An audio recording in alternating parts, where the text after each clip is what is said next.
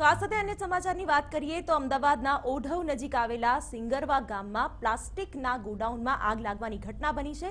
પ્લાસ્ટિકના ગોડાઉનમાં આગ લાગતા નાસભાગ મચી ગઈ હતી। આગ એટલી ભીષણ હતી કે દૂર દૂર સુધી આગના ગોટે ગોટા ઉડતા જોવા મળ્યા। આ સમગ્ર ઘટના અંગે જાણ થતા ફાયર બ્રિગેડની ટીમ સ્થળ પર દોડી આવી હતી। હાલ ફાયર બ્રિગેડની 10 ગાડી ઘટના સ્થળે હાજર છે, જે આગને કાબૂમાં લેવાનો પ્રયાસ કરી રહી છે।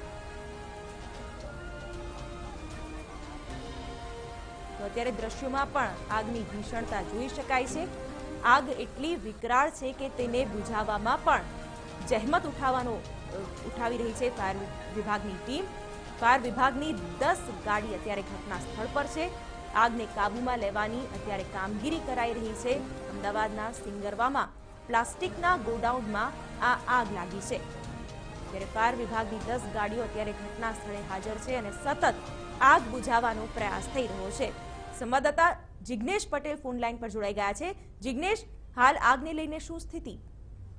શિવાની, જે પ્રમાણે આગના દ્રશ્યો જે સ્ક્રીન પર જોવા મળી રહ્યા છે તેને જોતા સ્પષ્ટ લાગી રહ્યું છે કે જે પ્લાસ્ટિકના ગોડાઉનમાં આગ લાગી હોય ત્યારે સ્વાભાવિક વાત છે કે આગ થોડા સમયમાં જ મોટું સ્વરૂપ ધારણ કરી શકે તેમ રહેતું હોય છે અને એટલા માટે જ ગણતરીની મિનિટોમાં જ જોતજોતામાં આ આગે મોટું સ્વરૂપ ધારણ કર્યું હતું। જો કે ફાયરની ટીમ સમય પર પહોંચી જતા હાલમાં આગ બુઝાવવાની કામગીરી ચાલુ છે।